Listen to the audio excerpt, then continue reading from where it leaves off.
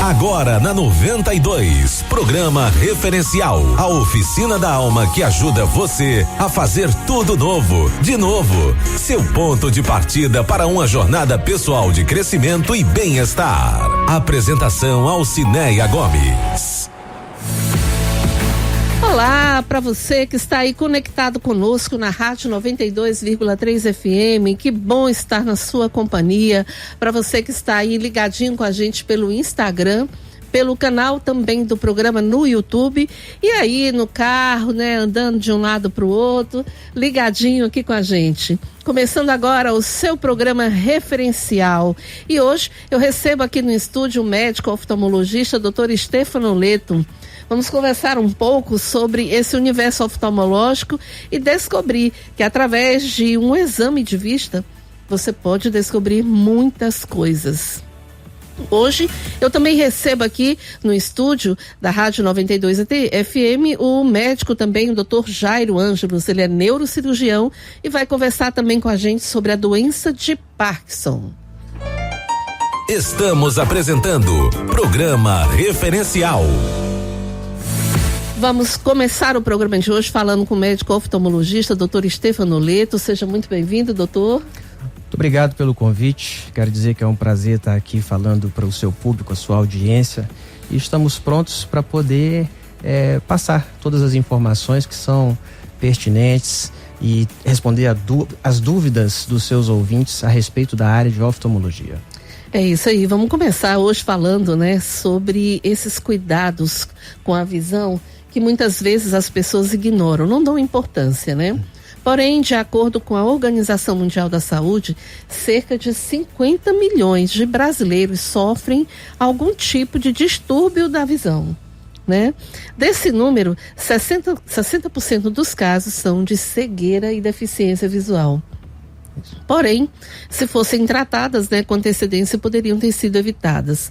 Aí eu pergunto, doutor Stefano, por que o exame de vista é tão importante e de quanto em quanto tempo ele deve ser feito? É uma excelente pergunta, sabe? E dá pra gente a oportunidade de poder explicar.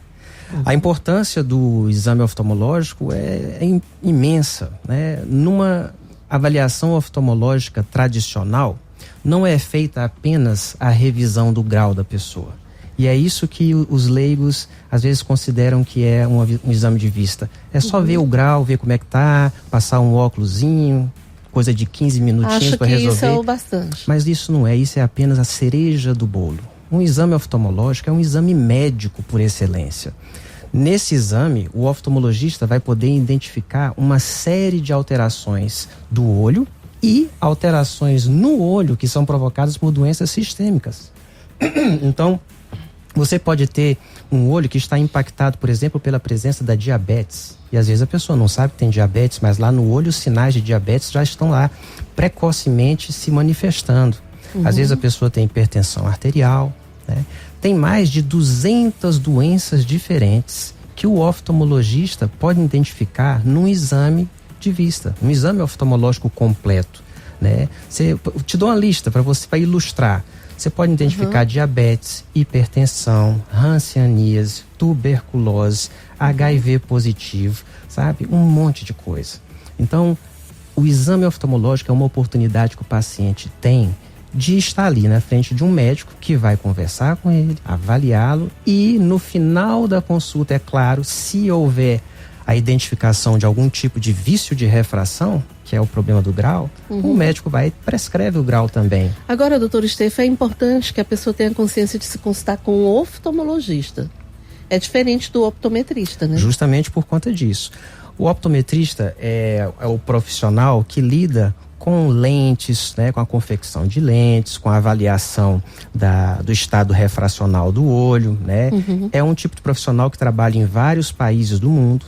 Aqui no Brasil eles ainda estão lutando para ser reconhecidos, né, pela classe, pela sociedade como sendo profissional da área responsável por atenção primária da saúde ocular. E existe realmente um certo conflito, né, na presença dos optometristas, mas o fato é o seguinte: o optometrista, pelo fato de estar com o seu escopo de ação restrito à linha refracional, ele não tem o conhecimento médico necessário para avaliar o olho. O olho não é apenas um sistema de lentes. O olho é um órgão vivo, faz parte do corpo humano, né? E, como eu falei, existem várias doenças que podem atingir o olho. Às vezes o optometrista não está habilitado para identificar precocemente uma doença dessa ou então tratar uma doença mais complexa. Até porque o optometrista não passou, né? Tantos anos numa faculdade estudando. Né? Para você formar um oftalmologista hoje, atualmente, são necessários 10 anos de estudos ininterruptos, né? Primeiro você tem que entrar na faculdade de medicina e aí você faz 6 anos de medicina. Depois você tem que fazer uma concorrência na prova de residência, uma coisa concorridíssima. E aí, se você for agraciado com a aprovação, você vai cursar a residência de oftalmologia. São 2 anos. E depois desses 2 anos de residência de oftalmologia geral, você vai escolher uma subespecialidade dentro da oftalmologia. Vamos supor que você queira fazer só retina, ou só plástica ocular, ou então só estrabismo. São mais 2 anos estudando. Então, leva-se 10 anos para se formar um especialista em oftalmologia em determinada área. Agora, doutor, eu quero falar um pouquinho sobre essa questão da catarata, né? Porque é uma doença que é comum e muita gente fica se perguntando, mutirão de catarata, por exemplo, é bom? Ele é seguro? Ele funciona realmente? Essas perguntas são perguntas importantes. Eu digo o seguinte, o mutirão da catarata é uma ação governamental, né, que resolve pontualmente um problema que é um problema estrutural. Nós precisamos ter assistência permanente e não ações que desafogam a demanda. No mutirão de catarata, a situação é diferente do que é num consultório tradicional. Né? No mutirão de catarata você está ali participando com inúmeras pessoas ao mesmo tempo e o médico não tem condições de te dar aquela atenção diferenciada. Então você abre mão do controle que você tem sobre o andar das coisas, né? Quando você faz um atendimento no mutirão da catarata, você vai pegar um médico que o SUS separou para você, vai fazer sua cirurgia no dia que o SUS mandar, usando o material que o SUS fornece. Se você for lá no mutirão da catarata, tem 40, 50, 60 pessoas sendo atendidas no mesmo dia. É eficiente, doutor? É eficaz porque resolve o problema. Você imagina aquele brasileiro, que é um brasileiro realmente humilde, pobre, né? Camada social menos favorecida. Às vezes é uma pessoa, como eu cansei de ver no interior, eu já participei de mutirões de catarata. Muito inúmeros, já coordenei muitos deles. Quando eu cheguei aqui no Maranhão, em 2003, mais ou menos, já foi fazendo mutirão de catarata na cidade de Pindaré Mirim, pertinho de Santo Inês. Eu vi naquele momento pessoas que não tinham roupas, né, que estavam andrajosas, né, ou seja, pessoas que tinham havaiana, às vezes pessoas que almoçavam, mas não sabiam se iam jantar. Que condições uma pessoa dessa vai ter de pagar uma cirurgia particular de catarata? Não tem. Não tem. Se o mutirão não existisse, essas pessoas iam estar desassistidas. Então o mutirão, ele é uma resposta para essa demanda. Agora, vamos raciocinar. Se você é uma pessoa que você não está nesse perfil, se você não está naquele perfil de pessoa que está passando necessidade, que está com muita dificuldade financeira e tudo, pode ser que você não ache o mutirão uma experiência agradável, porque você não tem condições de controlar todos os detalhes. Se você puder escolher o seu médico, operar no dia que você marcou, usando a melhor tecnologia que a humanidade criou, é muito melhor. Por assim dizer, o dinheiro te proporciona um certo conforto e uma certa capacidade de escolha com relação às suas decisões. Então, eu acho que o mutirão, ele é útil, é eficaz, ele é importante. Nós temos excelentes médicos trabalhando nos mutirões, mas o nível de atenção, o nível de controle e conforto é muito ruim no mutirão e é diferente para quem faz a cirurgia particular. Doutor, só para tirar uma dúvida, catarata é coisa de gente velha? Nem sempre. Tem crianças que nascem com catarata. Catarata pode ser uma catarata congênita. Se a criança está dentro da barriga da mãe e a mãe no primeiro trimestre, no segundo trimestre, pegar rubéola, por exemplo, a criança vai nascer com problema. Um deles é catarata. Fora surdez, fora um monte de coisa, né? Então, tem crianças que nascem com catarata. Tem adultos jovens que desenvolvem catarata depois de um trauma, por exemplo. Às vezes é um cara que trabalha na construção civil, pegou uma pancada no olho, 3, 4 meses depois, aquele olho que sofreu a pancada vai desenvolver catarata. Ou então uma pessoa que é... Qual é a melhor idade? Então, já que você está falando aí da questão da, né? Se é coisa de velho ou não, mas aí eu te pergunto, qual é a melhor idade para operar de catarata? Então, a melhor idade para operar de catarata também não é uma coisa que tem uma idade específica. Tem uma condição clínica. Na hora que você percebe que a catarata está roubando de você a sua acuidade visual, é aquela hora que você deve operar a catarata. Se você sente que a visão está caindo a ponto de prejudicar a sua rotina diária, é ali que a catarata tem que ser operada. Pode ser que a sua demanda visual seja pequena, pode ser que a demanda visual do seu vizinho seja grande. Vamos supor que você é uma pessoa que não lê, que, sei lá, fica atividades que não requeram uma visão aguda.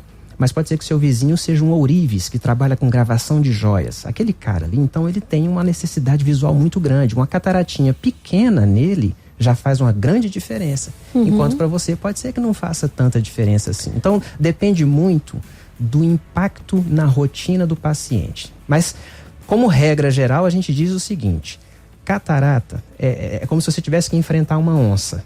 O que você acha mais fácil? Enfrentar uma onça pequenininha de 5 quilos ou enfrentar uma onça de 50 quilos? Meu Deus, nenhuma das duas. Nenhuma das duas, mas se você for escolher, você vai querer a mais fácil, não é? Então eu diria que se você puder operar a catarata logo no começo, é vantajoso para você, com certeza. Doutor, depois que eu opero de catarata, ainda eu preciso usar óculos? Essa é uma excelente pergunta. A verdade é que com o avanço tecnológico nessa área de catarata, o que acontece? A gente remove a catarata, que é o nome da cirurgia, né? Extração da catarata, e a gente implanta uma lente intraocular para reabilitar o paciente. Né? A gente quer que o paciente tenha a catarata removida, mas quer que ele esteja reabilitado. Antigamente, na década de 30, 40, 50, a gente não tinha a opção da lente aqui no Brasil. Então as pessoas operavam de catarata e colocavam aquele óculos fundo de garrafa, né, que as pessoas velhinhas usavam. Mas aí, da década de 80 para frente, foi chegando no Brasil e foi se desenvolvendo no mundo inteiro nos últimos 40, 50 anos, lentes intraoculares. E essas lentes foram ficando cada vez melhores, de maneira que quando a gente remove a catarata, a gente, no mesmo ato da cirurgia, a gente coloca uma lente. E essa lente, ela é calculada para reduzir ao máximo a dependência que você tem de óculos depois do procedimento. Como é que eu sei que eu estou com catarata ou não? Então, a catarata, às vezes, quando ela está no começo, você não percebe. Mas um dos sinais que a pessoa percebe no dia a dia é uma dificuldade visual, mesmo usando óculos. Às vezes você está usando óculos, continua com dor de cabeça. Às vezes está usando óculos e está sentindo uma perda da qualidade da visão. Porque às vezes você perde uma coisa, que é bonito de falar, inclusive, eu fico até emocionado de explicar. Chama-se modulação de transferência, mas eu explico para o seu ouvinte o que quer dizer. Imagina que você é uma pessoa que é fã de café, que você gosta de tomar o seu cafezinho pretinho, e a sua xícara é preta. Só que como você é nova e você tem uma visão boa, você vai colocando o café na xícara e você vai vendo o café subindo do fundo do copo até a beiradinha. Antes de transbordar, você para, porque você consegue distinguir o que é o preto da xícara e o que é o pretinho do café. Quando você está com catarata no começo, você perde essa distinção de contraste. Então você começa a ter uma queda na qualidade da visão. Primeiro cai a qualidade da visão. Depois, com o avanço da doença, vai caindo a quantidade da visão. São dois itens diferentes. Qualidade é uma coisa, quantidade é outra. Então, por isso que é importante, então, ir pelo menos de 6 em 6 meses ao oftalmologista? Eu não vou exagerar de 6 em 6 meses. 6 em 6 meses para quem tem alguma doença já em acompanhamento. Mas para as pessoas que não têm nada de grave ou nada de importante registrados, o ideal é que você faça uma revisão anual. Anualmente tá bom. Você pode ir lá, conversar, cumprimentar seu oftalmologista, fazer seu check-up, entendeu? Bater um papo, tomar um café e ver se tem alguma coisa de diferente acontecendo. Se não tiver, pode ter certeza, seu oftalmologista fica tão feliz quanto você. Agora vamos falar um pouquinho dos colírios, porque tem gente que usa colírio por conta própria, sente que o olho tá ardendo, tá incomodando de alguma forma, e aí ele vai lá, encosta na farmácia, pega um colírio e usa, né? É verdade. E aí? Bom, remédio e veneno são praticamente a mesma coisa. A única diferença é a dose. Na dose certa, um remédio te ajuda. Na dose errada ou na indicação errada, um remédio é o mesmo que um veneno. Tem gente, por exemplo, que usa muito colírio anti-inflamatório à base de corticoide.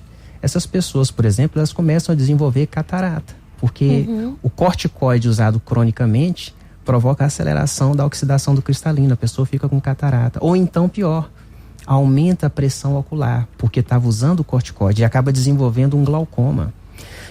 Colírios comuns também, tipo Moura Brasil, que é um dos colírios mais famosos do país, é muito usado por quem tem irritação nos olhos. Se ele é usado de maneira crônica, de maneira assim indistinta, ele pode provocar o surgimento de uma conjuntivite química, dar varizes na superfície do olho. Então, você não pode... Quem fica muito tempo no computador, por exemplo, tem mania, né, de ficar usando colírio por conta própria. Se você usar um colírio lubrificante prescrito por um médico que seja adequado para o seu caso, não tem problema nenhum você sustentar o uso de um colírio durante muitos e muitos meses. O problema é você querer escolher sozinho a sua medicação. Nem sempre você faz a escolha correta. Entendi. E aí é onde mora o perigo, né? Verdade. Agora vamos falar um pouquinho também sobre de quanto em quanto tempo eu devo trocar de óculos. Essa é uma boa pergunta também. Eu diria o seguinte, tem pessoas que já atingiram uma certa maturidade e o grau do óculos costuma ficar mais ou menos estacionário. Então essas pessoas acabam trocando de óculos porque a armação fica velha, ou a lente fica arranhada ou descascada, né? Então as pessoas que já são maduras e que já atingiram a fase de estabilização do grau, o ideal é fazer uma revisão oftalmológica, não especificamente com o objetivo de trocar o óculos, mas com o objetivo de fazer o check-up visual. Agora, pessoas que estão na fase de crescimento, ou seja, do 0 anos de idade até os 21 anos de idade, é ideal que façam a revisão anualmente, sem falhas. Porque o período de crescimento é um período de muita labilidade, ou seja, o olho pode se transformar, o grau pode mudar e a gente tem que estar ali em cima do lance para poder fazer o ajuste necessário. E aí, com isso, poupar de muitos problemas futuros, né? Agora, doutor, qual é a idade, por exemplo, já que a gente está falando da troca de óculos, eu acho interessante a gente levantar também a questão de a partir de qual idade a pessoa deve levar o seu filho ao oftalmologista. Aqui no nosso país, nós temos o hábito e o costume e até a obrigação legal de fazer os check-ups do recém-nascido. Você já deve ter ouvido falar do teste do pezinho, que é obrigatório por lei. Tem o teste do ouvidinho, que também é importante, e o teste do olhinho. Então, ao nascer, a criança deve ser examinada. Por quê? Crianças que têm um problema visual logo nas primeiras semanas de vida, elas têm que ser assistidas e tratadas, sob pena de que, se a gente não fizer isso, a criança pode sofrer no futuro. Por exemplo, tem casos de catarata congênita. A criança nasce com catarata. Essa catarata precisa ser operada rapidamente, para a criança ter uma pequena chance de desenvolvimento da visão. Tem crianças que nascem, por exemplo, com retinoblastoma, que é um tipo de tumor ocular, e que nesse teste do olhinho você consegue identificar e salvar a vida da criança. Meu pai, que é médico também, fez o parto de uma mocinha lá em Imperatriz, que é a cidade onde ele reside, e logo que a criança nasceu, ele observou o reflexo vermelho faltando. E meu pai não é nem oftalmo, ele é obstetra. E ele identificou isso e falou, olha, essa criança precisa ser examinada por um oftalmologista. Essa criança tinha retinoblastoma. Foi salva a vida dessa criança por conta desse diagnóstico. Essa criança mais tarde cresceu, ficou muito amiga da nossa família, né? Inclusive namorou meu irmão. e acabou sendo, se não me engano, ela é odontóloga lá em Imperatriz e na região lá de Açailândia. Mas olha só, é importante levar a criança, mesmo que a criança não manifeste nenhum tipo de reclamação, porque tem as crianças elas vivem fases diferentes. Primeiro nós temos a fase pré-verbal. A criança não fala. Ela não vai virar para você e falar, mamãe, me leve no oftalmologista que a minha visão do olho direito não está... Ela não fala isso. Então o pai tem que estar muito atento. Depois a criança entra numa fase verbal, mas é uma fase em que ela não tem maturidade. ela só consegue verbalizar, mas não tem maturidade para chegar e entender o que está acontecendo de diferente. Nessa hora também é importante que pais e professores fiquem ligados no desenvolvimento intelectual da criança, tentando ver sinais clínicos de cansaço, de desânimo, de dor de cabeça, de careta na hora de fazer exercício, ou ver televisão, ou olhar coisa no quadro, sabe? Então, é importante ficar atento a vida a isso, inteira. né? Você tem que fazer check-up oftalmológico a vida inteira. Até porque a criança dá sinais, né? É verdade. Agora eu quero fazer aqui, nosso tempo já está esgotando, mas eu quero também fazer essa pergunta aqui. É seguro usar lentes de contato? E como a pessoa deve usar e higienizar essa lente? O uso das lentes de contato é seguríssimo, seguríssimo. As lentes se desenvolveram ao longo dos últimos 30 anos com materiais cada vez melhores, que agridem o mínimo possível os olhos. A gente até brinca e briga com os pacientes para não esquecerem de tirar as lentes de contato à noite antes de dormir. O único elo fraco da cadeia da adaptação de lentes de contato, na verdade são dois elos. Primeiro é a possibilidade daquele paciente desenvolver alergia ao material que é usado para limpar as lentes de contato. E essa possibilidade existe. Ela precisa ser identificada e corrigida. E a segunda coisa, que é o que mais assusta, é a possibilidade de uma infecção. Essas infecções, elas só acontecem quando existe uma quebra na cadeia de segurança, na cadeia de higiene das lentes de contato. Você vai manipular as lentes de contato, você tem que estar com as unhas cortadas, as unhas têm que estar curtas e limpas, né? Você só pode usar os produtos adequados de limpeza, enxágue e desinfecção. Porque aquelas soluções que você vê nas farmácias, né? Solocare, Renault, Refresh, sabe? Replenish, essas coisas todas, Optifree, eles têm elementos que são bactericidas, virucidas, fungicidas, detergentes para hidratar e limpar a lente. São apropriados. São apropriados, mas o que a gente vê são as pessoas tentando improvisar. São pessoas que gostam de botar soro fisiológico, ao invés desse produto, gostam de botar água boricada, gostam de botar água micelar. Eu já vi gente limpar até com cuspe a lente de contato. Então, ou seja, quando você quebra a cadeia de higiene, aí você está brincando com o perigo. É aquela pessoa, por exemplo, que coloca uma lente de contato e que é para ela remover toda noite para limpar e lavar a lente de contato. Não, a pessoa coloca a lente de contato e passa 40, 50 dias com a lente de contato, não tira nem do olho. Jesus, aí, doutor. É pedir um problema, né? Realmente. E outra coisa que eu acho também que é interessante a gente falar, só para a gente concluir o nosso bate-papo aqui, é sobre o alongamento de cílios, que é na região dos olhos, né? E eu queria saber a sua opinião sobre isso. Olha, 10 em cada 10 oftalmologistas sérios vão ser contra o alongamento de cílios. Eu entendo que existem profissionais que trabalham muito bem, mas o risco não compensa o benefício.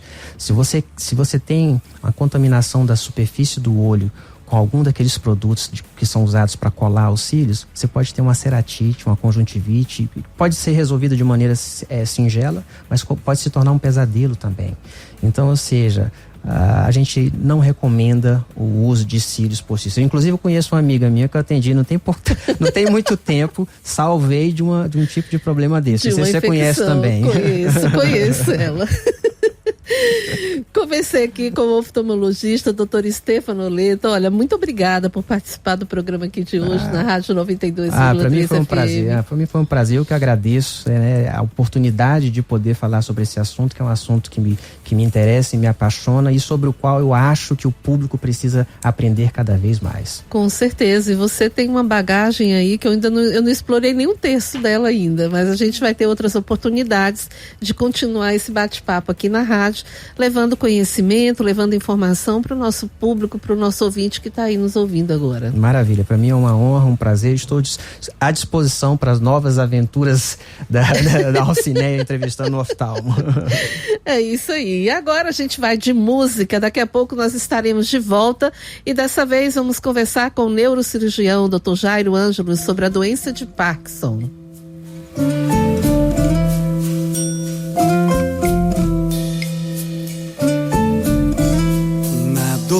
De um coração que cala e se retrai ou grita como um trovão, deságua como um rio em lágrimas no mar, se perde na escuridão.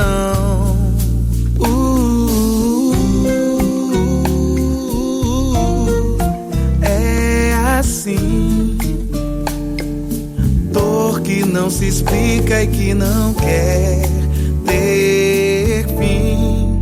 Faz o dia anoitecer no frio de outra estação. Faz a rosa desbotar. Ok, já estamos de volta aqui pela Rádio 92 FM, com o programa referencial, direto aqui dos estúdios, com o neurocirurgião Dr. Jairo Ângelos. Vamos bater um papo sobre a doença de Parkinson, né? Porque, de acordo com a Organização Mundial da Saúde, estima-se que existam cerca de 4 milhões de pessoas com Parkinson no mundo. O que corresponde aí, pelo menos, doutor Jairo, a 1% da população mundial com mais de 65 anos. No Brasil, a estimativa é de que 200 mil pessoas sofram da doença. Aí eu pergunto, esses números revelam um avanço da doença ou as pessoas passaram a se cuidar mais e com isso vão descobrindo que tem a doença? Muito bem, ótimas perguntas. Boa noite, Alcineia, boa noite a todos os ouvintes aí do programa Referencial. Prazer estar aqui com vocês nesse sábado e obrigado pelo convite mais uma vez para a gente conversar sobre a doença de Parkinson. Então, respondendo às suas perguntas, né? Houve, na verdade, assim, um aumento da maneira de fazer o diagnóstico, né? Então, as pessoas estão sendo mais diagnosticadas. Mas há dados que mostram isso que você falou, né? Um aumento do registro do número de casos da doença, né? Inclusive, uma previsão de que nos próximos 10 anos esse número aumente mais ainda, do número de casos da doença de Parkinson, né? Então é bem importante a gente entender, né? Os sintomas, os primeiros sintomas que a pessoa pode começar a apresentar, né? Para que ela logo possa procurar a assistência médica. A idade, ela é um fator de risco para o Parkinson? A maioria dos casos da doença são diagnosticados na fase com o paciente acima dos 65 anos. E a idade acaba sendo um fator de risco porque a gente está falando de uma doença neurodegenerativa, né? Então, à medida que a população ela envelhece mais, a gente tem mais chance de ter esse diagnóstico. Mas a gente sabe que existem casos da doença que aparece bem mais cedo, né? Com paciente abaixo de 40 anos, inclusive 40 anos, são casos bem desafiadores. Doutor, agora o Parkinson, ele é uma doença hereditária? Como é que se adquire o Parkinson? O Parkinson, ele não é hereditário, mas a gente sabe que existe um risco aumentado para os parentes que têm um familiar que tem Parkinson, né? Não quer dizer que, por exemplo, se o pai tem Parkinson, que os filhos terão. Não significa que é uma regra, mas existe apenas um risco aumentado. As formas genéticas, essas sim que são hereditárias, elas são muito mais raras, mas elas existem, mas a grande maioria dos casos realmente acontece de maneira idiopática, né? Qual é a estimativa de vida de uma pessoa com doença de Parkinson? Olha, essa é uma pergunta, assim, a resposta a essa pergunta ela é bem individual, porque, assim, depende de quando a doença começou. Se a pessoa iniciou com sintomas mais cedo, aos 40 anos, 45, a gente sabe que é uma pessoa que ainda está numa idade ativa, trabalhando, então ela vai ficar mais limitada, vai ficar mais limitada mais cedo, né? Então é possível, né, adquirir a doença muito mais cedo, né? Isso, exatamente. Mas à medida que a pessoa seja um jovem ou tem um diagnóstico na fase, quando está idoso, quando ela começa o tratamento medicamentoso, na fisioterapia, ela realmente recupera a qualidade de vida. Então essa expectativa ela é muito individual, assim, na verdade. Pode ter tipos diferentes de Parkinson? Sim, existem praticamente duas formas da doença. Existe uma forma que a gente chama de tremorigênica, onde o paciente apresenta tremor, rigidez, a lentidão, que são sinais cardinais da doença, né? Mas existe a forma que a gente chama de rígido-acinética. Nessa forma os pacientes não tremem. Então, esses pacientes, às vezes, eles demoram mais a chegar ao médico porque eles acreditam que para ser Parkinson tem que ter tremor. Todo mundo liga o Parkinson ao tremor, ao né? tremor, mas nessa forma rígido-acinética, o paciente ele tem rigidez, que é o travamento da musculatura, a lentidão, que é a lentidão para executar os movimentos, mas ele não tem tremor. E todo tremor é Parkinson? Não.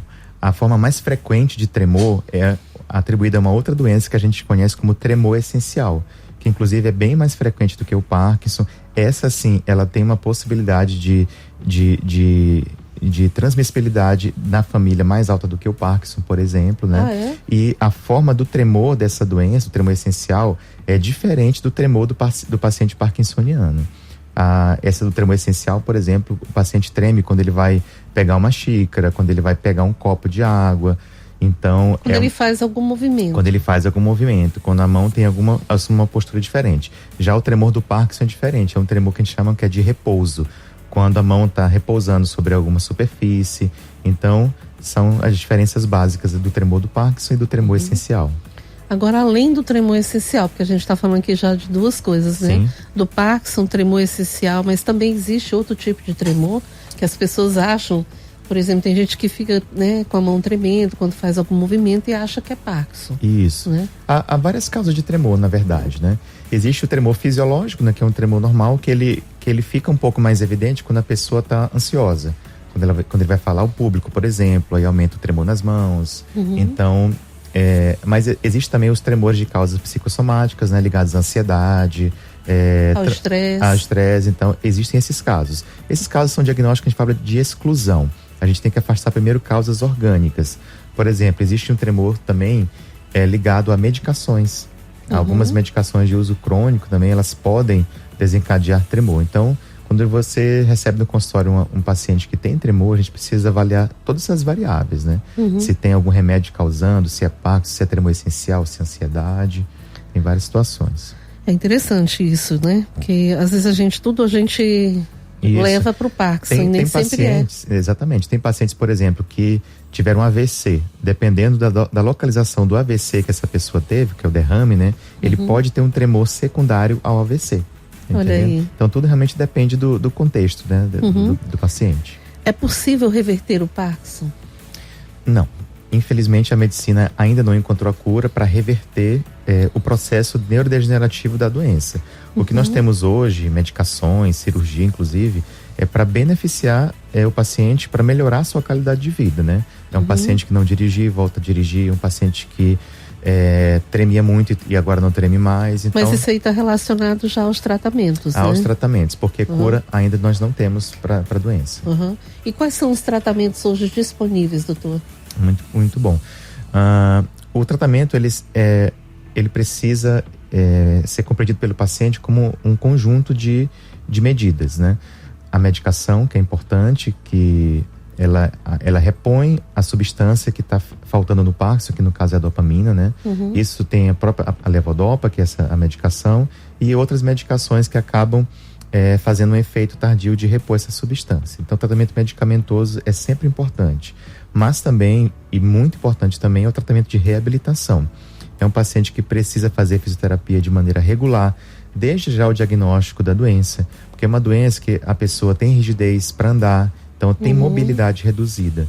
Então a fisioterapia vai trabalhar o quê? O controle de tronco, vai ajudar essa pessoa a caminhar com mais segurança, vai trabalhar essa postura do paciente que também está alterada no Parkinson. Então o tratamento é medicação, fisioterapia, fono. O Parkinson, não sei se você sabe também, o paciente ele tem uma alteração chamada de hipofonia. Ele começa a falar mais baixinho. Então, a terapia fonoaudiológica também ajuda esse paciente a se comunicar melhor, trabalhando na sua fala, e ajuda também a prevenir complicações que podem aparecer mais tardiamente na doença, que são os engasgos, por exemplo, né? Seria, por exemplo, uma junção, né? De vários profissionais. E tem aliado a questão do tratamento que é a estimulação magnética transcraniana, não é isso? Isso, Aí quando a gente sai de medicações e reabilitação, nós temos tratamentos, né? No caso da cirurgia, que é a neuromodulação invasiva, o implante de eletrodos sobre cerebrais. A cirurgia, eu quero entrar em detalhe nela depois. Eu queria que você falasse um pouquinho sobre a estimulação magnética. Isso. Que é um tratamento, né? Um tratamento eficaz. Sim, a estimulação magnética transcraniana, ela já é usada no Brasil já há muito tempo, né? E ela começou sendo usada para depressão, mas também se viu que ela tem uma aplicação muito boa para outras doenças neurológicas, inclusive o Parkinson. E doutor Jairo, desculpa interromper, mas é porque muita gente, às vezes, quando a gente fala assim, estimulação magnética transcraniana, tem gente que diz, mas é choque? Não. Bom, o tratamento com a estimulação magnética transcraniana, ele acontece no consultório médico, né? Na clínica onde o médico tem. Nós temos esse tratamento aqui em São Luís, inclusive.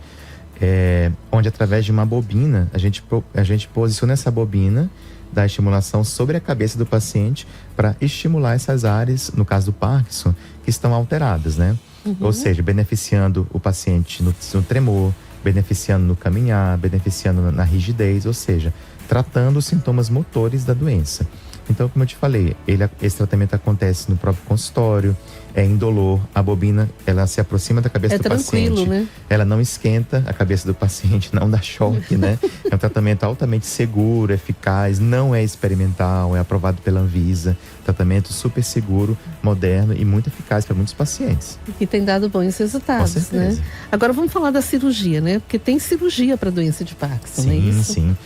Para quem precisa fazer a cirurgia, é um tratamento revolucionário.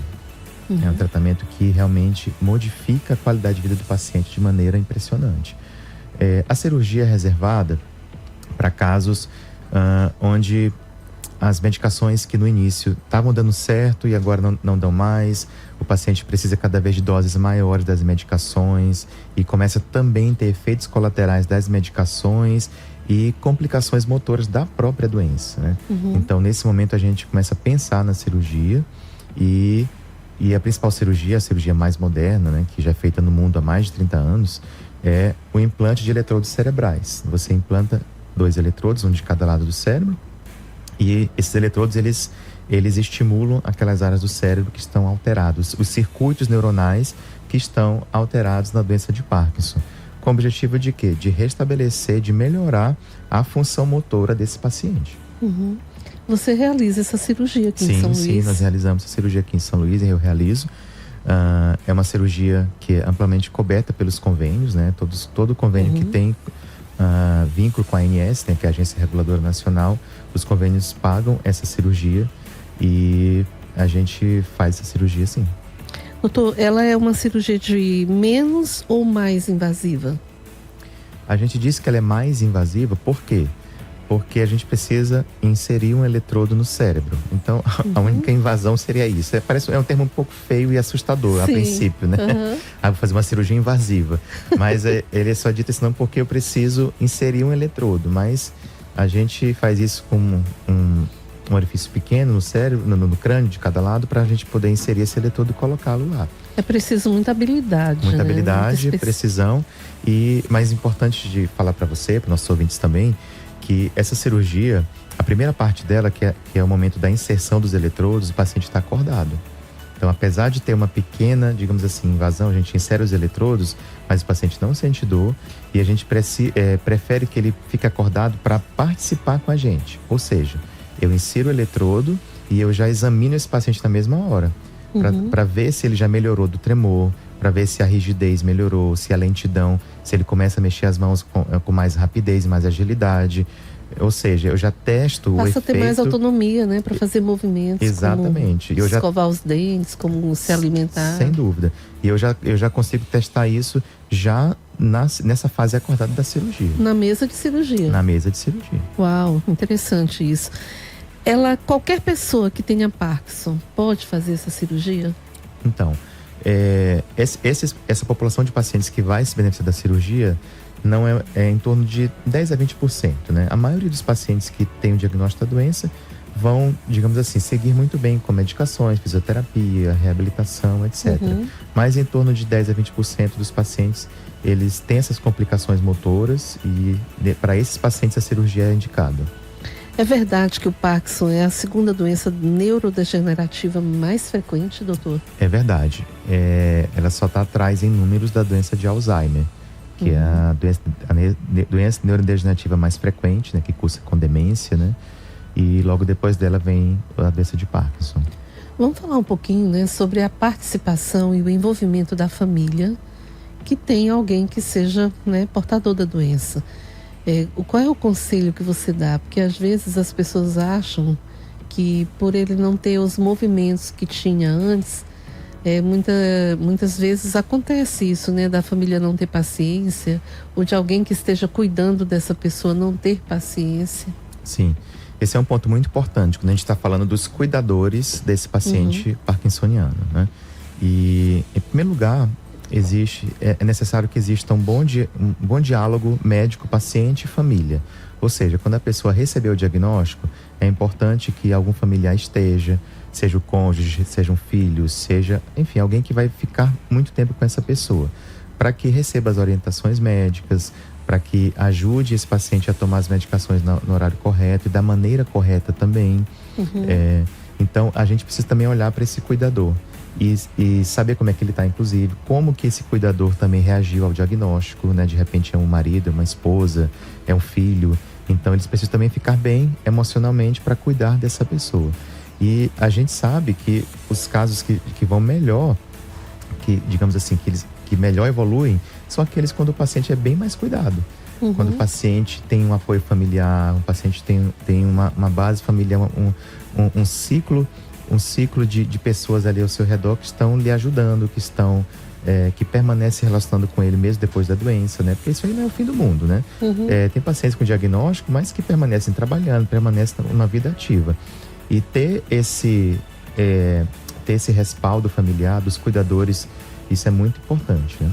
Doutor, tem duas opções aí, né, para que você apontou, que é a estimulação magnética transcraniana. Sim. E a cirurgia, Sim. né? Então, a partir do momento, a partir de que momento a pessoa consegue perceber que ela realmente precisa buscar ajuda médica para ter mais qualidade de vida? Bom, isso aí todo paciente com Parkinson, ele tem um médico que o acompanha sempre, né? Que prescreve as medicações, que vai checando como que esse paciente está, se tem reações. E o médico identifica esse momento, né? Esse momento em que ele precisa lançar mão de outras terapias para melhorar o paciente. Ou seja, ele até agora estava indo só com medicações, com 2 remédios, 3 comprimidos e tal, mas não está tendo melhora na qualidade motora, está caindo. Então, esse médico ele precisa ver esse momento e indicar. Por exemplo, a estimulação magnética transcraniana, né, que tem ajudado esses pacientes esses que não vão para a cirurgia, né? Tem ajudado os pacientes para melhorar a lentidão, a rigidez. Tem uma melhora também. Esse tratamento ele é feito no consultório, né? É tratamento feito no consultório. A sessão dura em torno de 30 minutos, mais ou menos. E o que eu ia falar para você é que a estimulação também ela é bem-vinda nos sintomas não motores da doença. Tem gente que acha que a doença de Parkinson, ela se resume apenas aos sintomas motores, tremor, lentidão, mas há sintomas não motores. E a depressão é o principal deles. Então, a estimulação magnética transcraniana também está indicada para tratar esses casos de alteração do humor, de depressão nos pacientes parkinsonianos. Então quer dizer que a estimulação não serve somente para tratar o tremor. Exatamente. Então, se tiver alguém, por exemplo, que não tenha doença de Parkinson, mas que esteja com depressão, pode também buscar essa alternativa de tratamento? Sem dúvida. A estimulação magnética transcraniana, na verdade, a primeira indicação dela foi a depressão. Os casos de depressão grave e refratária, ou seja, aqueles casos que não melhoraram apenas com medicações, com psicoterapia. E aí o psiquiatra lança a mão dessa ferramenta, que é a estimulação magnética, para tratar esses casos mais graves. Então, depressão, sim, é uma indicação muito, muito forte para a estimulação. Doutor, agora você falou que a cirurgia ela é possível ser realizada através dos convênios e etc, né? Sim. A minha pergunta é também, pelo SUS, é possível ser realizada? A cirurgia de eletrodos cerebrais da estimulação cerebral profunda, né, que é o nome dessa cirurgia, pelo SUS, ainda não tem um fluxo regular. O que a gente observa a nível de Brasil, existem alguns estados que fazem, alguns hospitais que têm alguns convênios pontuais para realizar essa cirurgia nas suas cidades. Onde a gente vê mais essa cirurgia sendo realizada pelo SUS são em grandes centros universitários, né, de São Paulo, onde você tem uma verba de linha de pesquisa muito elevada. Então, através da verba de pesquisa, são comprados os eletrodos e os pacientes do SUS são operados. Mas, infelizmente, ainda não existe uma norma nacional para que todo hospital ligado ao SUS realize a cirurgia de estimulação cerebral profunda. Agora, me parece que o hospital aqui, o Dutra, né, o Hospital Universitário, parece que realizava isso antes, não? Existe, eu trabalho lá, inclusive, então nós realizávamos uma cirurgia que para o Parkinson também, conhecida como palidotomia, que é uma cirurgia, a gente faz uma desconexão nessa área que está alterada do Parkinson, mas apenas de um lado. E essa é uma cirurgia que não é implante de eletrodos. a gente fazia de maneira temporária, porque venceu a licitação, então a gente, nesse momento, não estamos fazendo. Então, até o próprio hospital está em processos de renovação dessa licitação, e também já há um interesse do hospital universitário de incluir a cirurgia de eletrodos no seu rol de procedimentos locais também. Só para finalizar o nosso bate-papo sobre a doença de Parkinson, eu queria que você deixasse um recado aí para os nossos ouvintes, para aquelas pessoas que têm algum familiar ou que a própria pessoa tenha, né, a doença de Parkinson. O que você diria aí? Qual é a sua recomendação? Bom, o diagnóstico precoce ele é muito importante. Então, e como é que a pessoa vai saber se está com Parkinson ou não, né? Aquelas formas que o paciente não treme. Eu acredito que, assim, alterações do humor, muitos pacientes, quando recebem o diagnóstico, já tem um sintoma não motor, que é depressão. Então, se tem algum familiar que está com caso de depressão, procura ajuda médica. Isso pode ser Parkinson? Pode, porque é uma doença frequente. Pode ser apenas depressão? Pode, mas pode ser Parkinson. Então, seria a minha primeira dica. Se nessa investigação de um quadro depressivo, que também se pesquise se a pessoa está com Parkinson, né? Se a pessoa começou a perceber que a sua escrita começou a ficar pequenininha, também ela precisa procurar um neurologista, porque é um sinal de Parkinson também, né? A grafia da pessoa, ela não assina mais o seu nome como antes, a letra começa a ficar pequenininha, também precisa ser investigado se ela tem Parkinson ou não. Esse é outro sinal, né? É um outro sinal. E há sinais que acontecem muito precocemente. A pessoa ela perde o olfato, né? Alguns pacientes não conseguem mais sentir o cheiro dos alimentos, das coisas, né? E uma alteração do intestino crônica, né? Que é o intestino preso. Então, se as pessoas têm esses sintomas aí já de longa data, seria importante procurar um neurologista para ser avaliado. Interessante, né? A questão do intestino aí. Sim, sim. Eu lembro porque minha mãe, ela teve Parkinson, né? Sério? Foi, minha mãe teve Parkinson e ela reclamava muito dessa questão do intestino, mas a gente tem... Por isso que eu falo que é importante a família se envolver e conhecer sobre a doença. E estimular essa pessoa a procurar um atendimento, né? Sim. Esclarecer melhor. Conversei aqui com o Dr. Jairo Ângelos, neurocirurgião, falamos um pouquinho aqui sobre a doença de Parkinson. Doutor Jairo, muito obrigada, viu, por ter tirado esse tempinho para estar aqui com a gente, conversando sobre um assunto tão importante. Ok, obrigado pelo convite mais uma vez e estou à disposição aí para os nossos ouvintes, ali no Instagram, @jairoangelos.neurocirurgia. Estou à disposição, só mandar um direct lá que a gente, quando tiver um tempinho, responde as perguntas, né? Muito obrigado. Porque essa vida de vocês, médicos, é bem corrida mesmo, sim. Né? Mas eu que agradeço a sua participação e o programa Referencial vai chegando ao seu final deste sábado. Quero agradecer aí a participação, mais uma vez, do Dr. Jairo, né? Agradecer também a você que ficou aí ligadinho com a gente pelo Instagram, pelo canal do programa aí no YouTube, né? Muito obrigada a você que está aí no carro ou em algum lugar ouvindo a rádio 92 FM. A gente quer agradecer a sua companhia também aqui conosco. Muito obrigada e, se Deus quiser, estaremos de volta aí sábado que vem. Você ouviu na 92, programa Referencial, a Oficina da Alma. Te esperamos na próxima edição.